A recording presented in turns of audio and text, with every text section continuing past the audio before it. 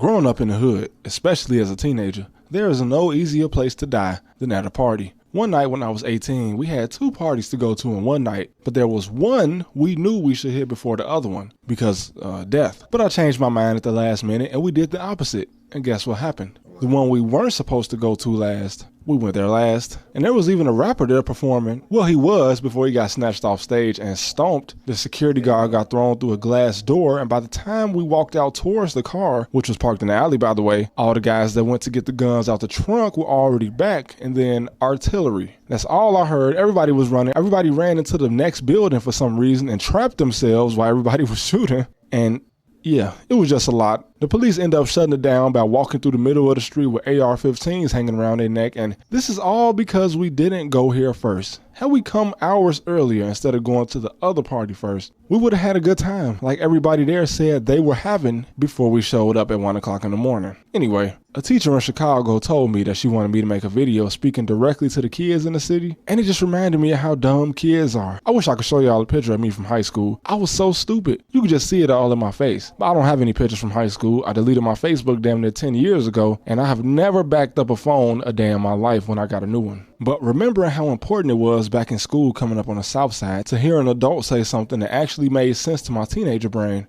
it was very important. The problem is, most of the best tips you can give to a kid are common sense. The older we get, the more we see how this common knowledge used to just fly right over our heads. So I'll make it as simple as I can. There are no rules and regulations in the streets, but let's make this clear. In Chicago, like many other cities, the most active people in the streets are from 6th to 12th grade. If you don't believe me, that means that you might be too old to still be in the streets and you need to reevaluate. Nobody older than that actually has the time to do this. And there's a few guys that make it to 22, but we all know just by living in the city that you're more likely to die by 19 in Chicago if you're really in the streets. So what does this mean for you? When your mama say, all your friends aren't your friends, that's hard to listen to. I wouldn't hear it at all until somebody stole from me. When she says, watch who you hang around, this is mostly referring to the people you already hanging around. I had a friend that no matter what, every time I hung with him, something bad always happened. When we were 13, we went to a party he said he found us a ride back from. The ride never came. Turns out he was just trying to hang around some girls, and 5 guys upped on us and we got robbed. When we were 12, he set us up to meet some people at the movies. We took his route, and the next thing I knew, I woke up on the ground. Still don't know whether it was on purpose or not, but a car came down the wrong way and hit and ran us. Damn. Moving on, he gave us the address to a party in the hundreds in high school, but we from 79th Street, and my cousin couldn't find a parking spot. So we spun the block looking for a spot, and the car almost got shot up because they thought we was lurking. And not to mention, he was also one of them guys that thought he was a scammer, but all he did was get finessed. I could go on, but you get the point. In fact, I'm gonna just go on. Me and 3 of my friends caught a charge one day. It was a stupid case, but it was minor, so it was very simple. We did it, so we pled guilty. Took responsibility for our actions,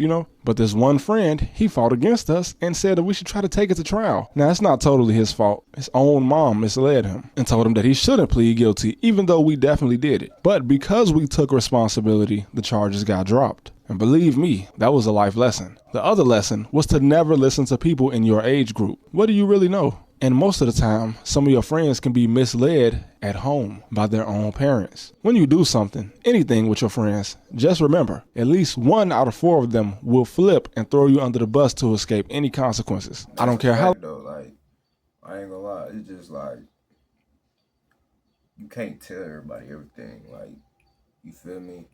Like, even if you got a close homie, you got a close home girl, you gotta really be careful because it's just sneaky out here, bro. Like, you will tell a motherfucker something, they'll tell everybody. You feel me? Or they'll not even care. You know what I'm saying? Like, you gotta be careful with that shit. Cause when the time come and you getting snitched on, then you can't do shit. And you salty, you should have did that crime yourself. If you was killing somebody, if you was on that, you should have did that yourself. You feel me? Because at the end of the day, we facing life. It's like, everybody ain't solid. So it's like, how long you been friends? 10 years means nothing. Neither does 20. But don't have to learn that the hard way. This same guy, he was both the first one to buy a gun in the group, which as you don't know is mostly illegal in Chicago, and also the first one to panic whenever the police came around. And he was panicking around the police long before he ever had a gun. And there's a guy like this at every school and every friend group. But once you make it to 25, you should be old enough to realize that you don't need more than 1 or 2 friends. And once you find a wife, you need even less than that. Speaking of that, boys often let their weakness be a girl. You might not want to admit this, but you don't want to look soft in front of a girl, and that's where the problem starts. But when you're not around, one of your friends is looking at your girl. When we were kids, and I'm speaking all the way up to age 21, we tend to wonder why older people don't take us serious. But that's because we fail to see how young we are. Loyalty is not as common as we thought. I've been betrayed by my oldest friend. My second oldest friend was put in the path of 5 bullets by some guys that he thought had some type of loyalty to him. And to an extent, they did. Just not enough to tell him that every time they got in the car together, somebody was going to try to kill him. But he survived. God gave him a chance to learn from his mistake. And he did. You might not get that same chance. Just remember that. When I was 18, I felt like nobody could touch me. All the bullets that flew past me and missed, I was too dumb to take a hint. Until I finally did. Will you get that same chance? That's a pretty crazy risk to try to find out. I can tell you that. But the best thing I ever did was leave. Not because it was dangerous, but because there was no other way I would have got the sense to stop putting myself in dangerous situations. I was cautious, yeah, but not enough. It's easy to have a lapse in judgment, almost as easy as it is to die. The price of life is cheap. And you know, like I know, there's no money in murder. At least in Chicago, people get killed for free, just like they go to jail for free. And when you get locked up, they'll say free you, but won't send you $1 because that's free. Trenches News said it best. They say free you because it's free.